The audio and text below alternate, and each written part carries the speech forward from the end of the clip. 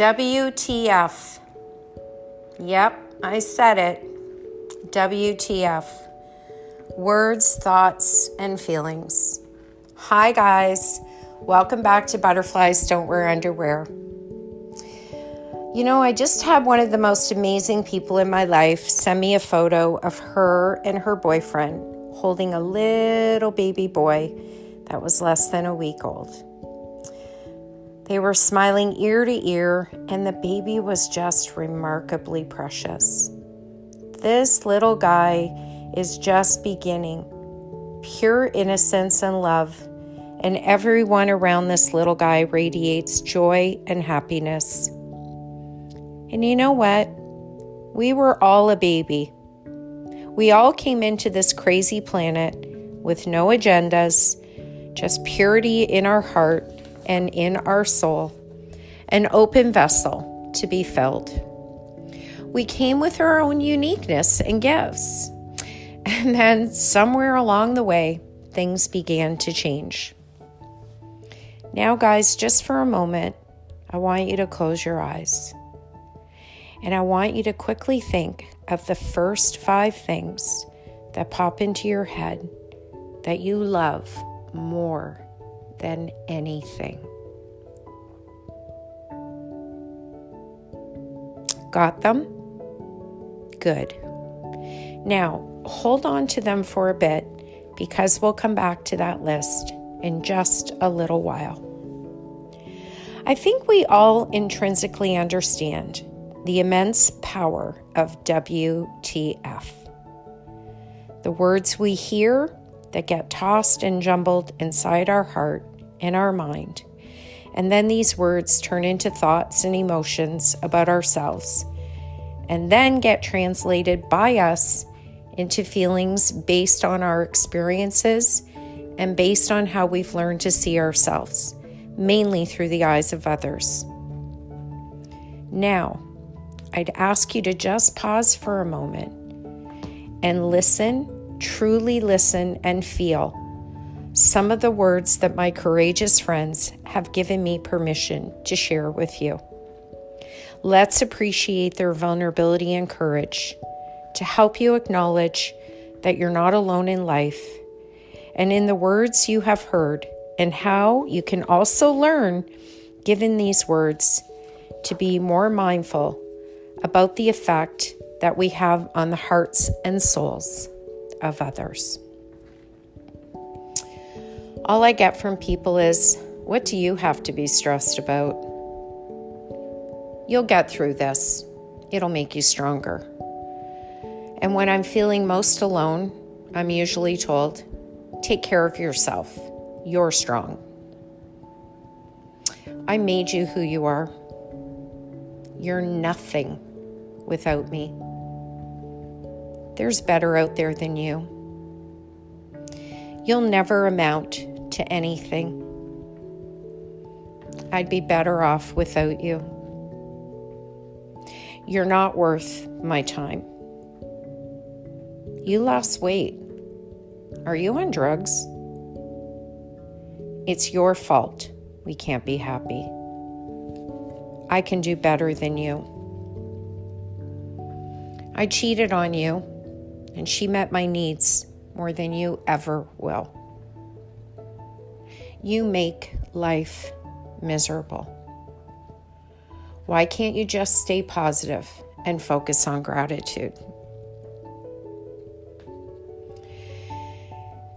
I'd have to say that when I'm having a bad day or I'm feeling depressed, many of those in my family or in my life in general, I usually try to hide my sadness from. But there's a lot of times I'll come home from work, I'm not feeling great, and my family treats me like I'm not there, like I'm invisible. I come home and I want to talk about my day, but my dad will cut me off and say, I just don't want to hear about it. Talk about something else. Or shut up and listen to me instead. It's things like that that can make it hard to feel or to find happiness. Mark Miro, a former amateur boxer and professional wrestler, told this great story. A father told his daughter, "Congrats on your graduation. I bought you a car a while back, and now I want you to have it. But just before I give it to you, take it to a car dealership in the city and sell it. See how much they offer." So the daughter comes back to her father and says, "They offered me $10,000 because they said it looks very old." And the father replies, "Okay, now take it to the pawn shop." The daughter returns to her father and says, "The pawn shop offered $1,000 because they said it's a very old car and it needs a lot of work done." The father told her, "Join a passionate car club with experts and show them the car." So the daughter drives to the passionate car club.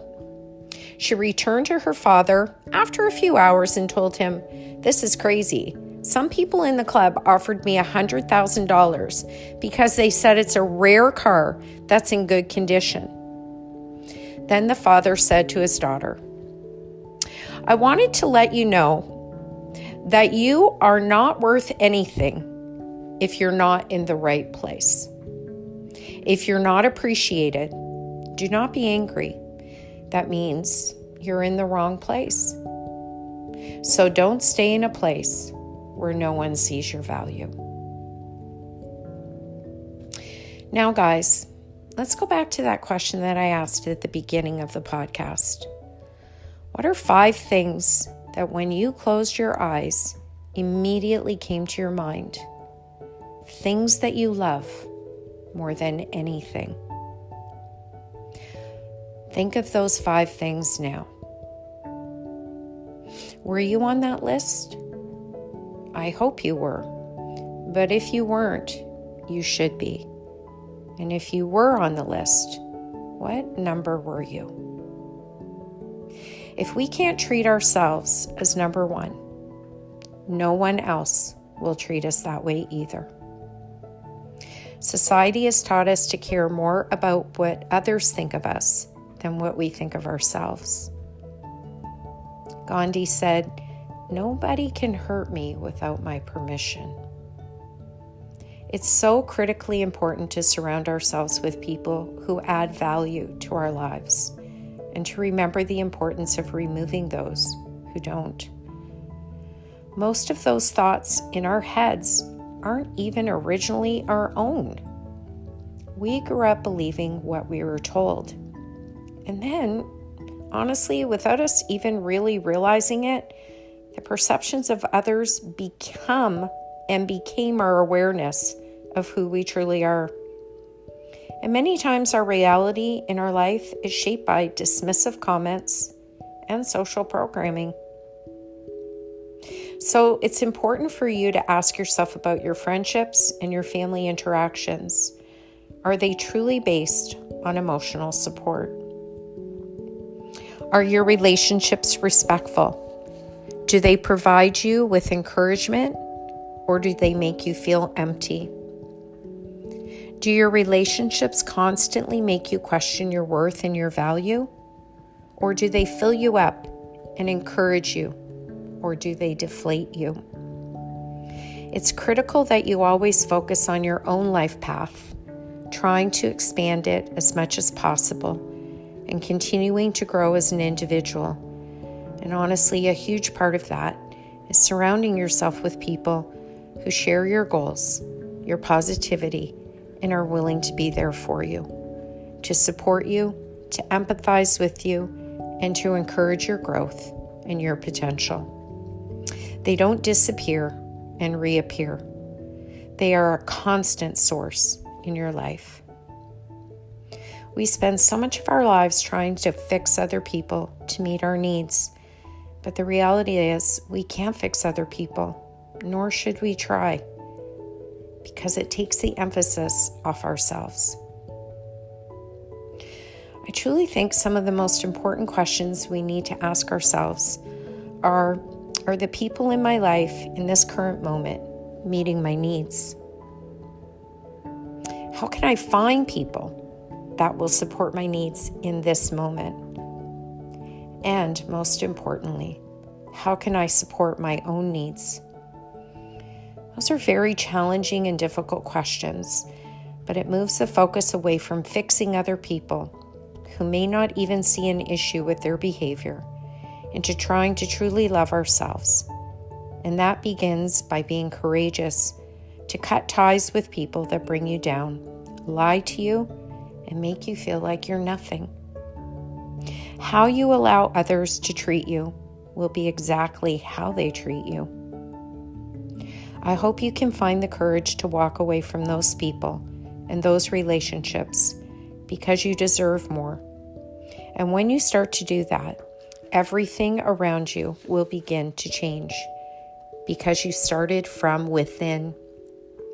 As you move toward greater hope, exposing your emotions and thoughts, risk-taking, vulnerable action, and opening your heart to yourself. Change your tribe. It will change the beat of your life. The right people will always stay, and the wrong people will always go. But sometimes you have to be the one to cut those ties so you can go without fear, emotional pain, and a lack of self-love. Relationships should be a gift. Sometimes the gift is people who treat us poorly, and it pushes us to love ourselves in a very powerful way. It's sort of like they force us to look at things that we don't want to, and then we can learn the most important thing from the people that we least expected to learn anything from. They can teach us, these strange relationships, to love ourselves, perhaps to love someone else, or maybe, just maybe, we will learn to let others love us. So let's be grateful for all the relationships and how they can avail us to exposing what we're doing well for ourselves and others, and what we need to improve on. And guys, never forget to take off those underwear and keep flying.